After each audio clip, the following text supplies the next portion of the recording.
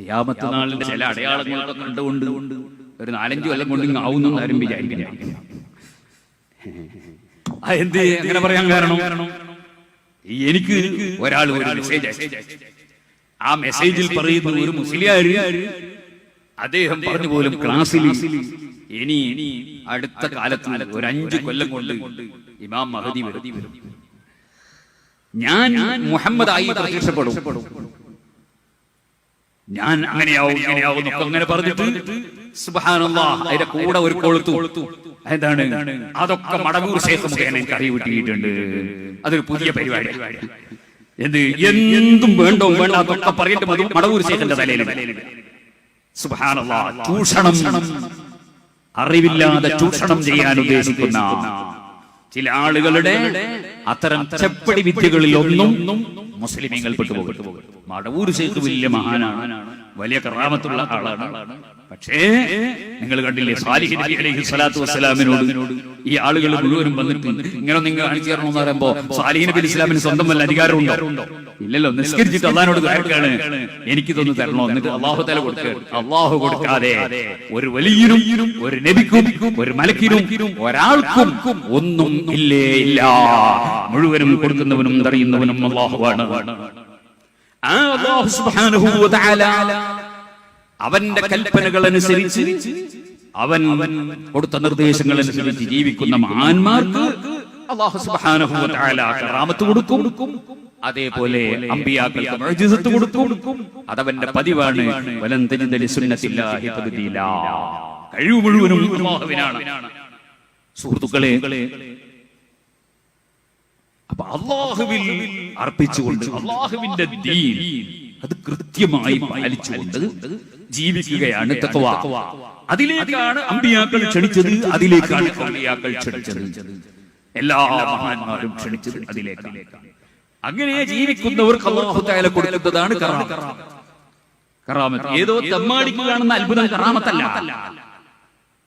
മറിച്ച് സാലിഹീങ്ങൾക്ക് അല്ലാഹു തആല കൊടുക്കുന്ന അത്ഭുതം അല്ലെങ്കിൽ അസാധാരണ സംഭവം. അങ്ങനെയാണ് അതിനെപ്പറ്റി പറയേണ്ടത്. അത്ഭുതം നല്ല പറയേണ്ടത്, അസാധാരണ സംഭവം, അതാണ് കറാമത്ത്. അത് അല്ലാഹു തആല പലർക്കും കൊടുത്തിട്ടുണ്ട്, ഇനിയും കൊടുക്കും, മുമ്പും കൊടുത്തിട്ടുണ്ട്. സിഎം വലിയുല്ലാഹി അങ്ങനെയുള്ള ഒരുപാട് കറാമത്തുകൾ ഉണ്ടായ ആളാണെന്ന് ധാരാളം ആളുകൾ മുഖേന നമുക്ക് അറിയാൻ കഴിഞ്ഞിട്ടുണ്ട്. അതുപോലെ വടകര മഹദായത്ത് അങ്ങനെയുള്ള കറാമത്തുള്ള ആളായിരുന്നു നമ്മൾ അനുഭവിച്ചിട്ടുണ്ട്. അങ്ങനെ ധാരാളം ഉണ്ട്, അതിലിവിടെ ആർക്കും സംശയം ഇല്ല. പക്ഷേ സിഎമ്മിന്റെ തലയിൽ വെച്ച് കെട്ടിയിട്ട് സ്വന്തം തന്നെ ആളാകാൻ വേണ്ടി ഞാൻ വലിയ ആളാണ്, ഞാൻ വലിയ ആളാ, സിഎമ്മിൽ നിന്നൊക്കെ ഡയറക്റ്റ് വിവരം കിട്ടുന്ന ആളാ എന്ന് വരുത്തി തീർക്കാൻ വേണ്ടിയുള്ള ചില ചെപ്പടി വിദ്യകളുണ്ട്. അത്തരം ചെപ്പടി വിദ്യകളിൽ ഒന്നും മുസ്ലിമീങ്ങൾ പെട്ടുപോകരുത് എന്നാണ് ഞാൻ പറഞ്ഞതിന്റെ അർത്ഥം. എല്ലാവരും സ്വലാത്ത് ചൊല്ലണം. യാ റബ്ബി സല്ലി അലൽ നബി മുഹമ്മദി മുൻജിൽ ഖലായിഖി മിൻ ജഹന്നമ ഫീ ഗദീ. ഇരുന്നോളൂ. ഇനി ഏത് കാര്യം പറയുമ്പോഴും വകരിഹ ലക്കും ഖീല വഖാല, ഹബീബ് നബി സല്ലല്ലാഹു അലൈഹി വസല്ലം കേട്ട് കേൾവിയുടെ അടിസ്ഥാനത്തിൽ പറയുന്നത് വെറുത്തതാണ്. അതുകൊണ്ട് തന്നെ കൃത്യമായ വിവരമില്ലാതെ ആരെങ്കിലും എന്തെങ്കിലും പറയുന്നത് കേട്ടിട്ട് ഒരാളും വല്ലതും പറയാൻ പാടില്ല. ഏതോ ഒരാള് അദ്ദേഹത്തിന്റെ സംഘടന വളർത്താൻ വേണ്ടി, ഞാനൊരു ചെറിയ ഉദാഹരണം പറയാണ്, ഇരിക്കട്ടെ, മറ്റാരെങ്കിലും പറഞ്ഞിട്ട് ബുദ്ധിമുട്ട് വേണ്ട. ഈ പാവപ്പെട്ട എന്റെ ശിഷ്യന്മാരിൽ ഒരാൾ, അവരിങ്ങനെ ഒരാളെ കണ്ടപ്പോ പേരോട് ഉസ്താദിന്റെ കറാമത്ത് എന്ന് പറഞ്ഞ് കുറച്ച് കാര്യങ്ങൾ പറയുന്നത് കേട്ടാ വിശ്വസിക്കാൻ പോകരുത്. എന്തേ? അങ്ങനെ വിശ്വസിക്കേണ്ട യാതൊരു ആവശ്യവും ഇവിടെയില്ല. അങ്ങനെ ആരെയും വിശ്വസിപ്പിക്കേണ്ടതും ഇല്ല. അങ്ങനെ പറയാൻ വേണ്ടി ആരോടും പറഞ്ഞിട്ടുമില്ല. ഇനിയൊന്ന് പറയട്ടെ, അങ്ങനെ പറഞ്ഞാൽ പറയുന്നതൊക്കെ വിശ്വസിക്കാൻ നമ്മൾ പോകാനും പാടില്ല.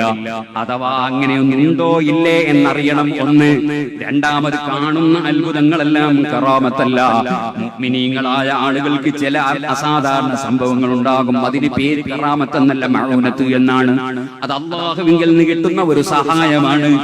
ആ സഹായത്തിന് കറാമത്ത് എന്ന് പറയാൻ പാടില്ല. ഒറ്റപ്പാലത്ത് വെച്ച് പ്രസംഗിക്കുന്നു, ഒറ്റപ്പാലത്ത് വെച്ച് പ്രസംഗിക്കുന്ന പ്രസംഗത്തിന്റെ ലാസ്റ്റ് ഒരു വ്യാജ തരീഖത്തുകാരെ സംബന്ധിച്ചൊരു ചോദ്യം വരുന്നു. സുബ്ഹാനല്ലാഹ്, സൂര്യനെ നോക്കുന്ന ഒരു തരീഖത്തുകാരുണ്ടായിരുന്നു. അവരെ വലിയ കർമ്മം സൂര്യനെ നോക്കലാണ്. ആ തരീഖത്തിനെ കുറിച്ച് ചോദ്യം വന്നു. ഞാൻ അതിന് കൃത്യമായ മറുപടി പറഞ്ഞു. പക്ഷേ ആ തരീഖത്തിന്റെ ആളുകൾ സദസ്സിലുണ്ടായിരുന്നു. അവര് വലിയ കെല്ലന്മാരാണ്. നേരത്തെ നമ്മുടെ ആദ്യകൂട്ടരെ കൊണ്ട് പറഞ്ഞതുപോലെ വലിയ കെല്ലന്മാരാണ്. സുബ്ഹാനല്ലാഹ്, അവരിൽ പലരും റെഡിയിലല്ല, അതായത് കൃത്യമായ രീതിയിലല്ല. അത്രേ ഞാൻ പറയുന്നുള്ളൂ. തരീഖത്തുകാരാണ്. അതോടുകൂടി തന്നെ എന്തൊക്കെ കഴിച്ചാ വന്നത് എന്നറിയുന്നില്ല. അങ്ങനെയുള്ള കക്ഷികളാണ്. എന്ത് തരീഖത്താണ്? ഔലിയാക്കളെ തരീഖത്താണോ അല്ല ശൈത്താന്റെ തരീഖത്താണോ? ഇരിക്കട്ടെ, പറഞ്ഞു തീരുമ്പോഴേക്ക് സദസ്സിൽ വെച്ച് കുഴപ്പമുണ്ടാക്കുകയാണ് അവർ. ഞാൻ അവരോട് ചോദിച്ചു, നിങ്ങൾ ആരാണ്? മുരീദന്മാരോ ശൈഖോ? ശൈഖിന് മാത്രമേ സംവാദം നടത്താൻ പാടുള്ളൂ എന്ന് അൽ അൻവാറുൽ ഖുദ്സിയിൽ ഇമാം അബ്ദുൽ വഹാബ് ശഅറാനി തങ്ങൾ മുരീദന്മാരുടെ അദബ് പറയുന്ന സ്ഥലത്ത് പറഞ്ഞിട്ടുണ്ട്. സുബ്ഹാനല്ലാഹ്, ഞാൻ ഈ പറയുന്നത് ആരോടാ? ഒരു വിവരവുമില്ലാത്ത പടിജാഹിലികളോടാണ് ഞാൻ കിതാബ് പറയുന്നത്. ഇരിക്കട്ടെ, അവരതുണ്ടോ സ്വീകരിക്കുന്നു? അവര് കുത്താൻ വരുന്ന പോത്തിനോട് വേദം ഓതിയിട്ടെന്താണെന്ന് ചോദിച്ചതുപോലെ അവര് ബഹളം വെക്കുകയാണ്. ഞാനാണെങ്കിലോ കുറെ പുസ്തകങ്ങളുണ്ട് എന്റെ കയ്യിൽ. അന്ന് ഇന്നത്തെ പോലെ കിതാബ് എടുക്കുന്നതിന് പകരം കുറെ പുത്തൻവാദികളെ പുസ്തകവും കെട്ടും എടുത്ത് പ്രസംഗിക്കാൻ പോകുന്ന കാലമാണ്. ആ കെട്ട് പുസ്തകങ്ങളൊക്കെ ഞാൻ എന്റെ ബാഗിൽ വെച്ച് പൂർത്തീകരിച്ച് സമീപത്ത് വന്നിട്ട് ഒരാള് എന്നോട് പറഞ്ഞു, ബാഗ് ഇങ്ങനെ ഉസ്താദേ നമ്മൾ പോവാം. അങ്ങനെ ഞാൻ ഇറങ്ങി കാറിലേക്ക് പോയി കയറുമ്പോ അവിടെയുള്ള വളണ്ടിയർമാർ കൈകെട്ടിയിട്ട് എനിക്ക് പ്രൊട്ടക്ഷൻ നൽകി. ഞാൻ ആ കാറിൽ കയറി. സുബ്ഹാനല്ലാഹ്, എന്റെ പെട്ടി വരുന്നില്ല. എന്റെ പുസ്തകങ്ങൾ മുഴുവനുള്ള പെട്ടി കിട്ടുന്നില്ല. ഞാൻ വല്ലാതെ ബേജാറായി. കാരണം അതിലൊരുപാട് റിക്കാർഡുണ്ട്. ഞാൻ ജനിക്കുന്നതിന് മുമ്പുള്ള പുസ്തകങ്ങളൊക്കെ ഉണ്ടതിൽ. ആ പുസ്തകങ്ങളൊക്കെ എത്രയോ അധ്വാനിച്ച്, ചിലപ്പോ അരയോളം വെള്ളത്തിലൊക്കെ പോയിട്ട് അധ്വാനിച്ചുണ്ടാക്കിയ പുസ്തകങ്ങളാണ്. അത് നഷ്ടപ്പെട്ടു പോകുന്നതിൽ വലിയ വേദനയുണ്ട്.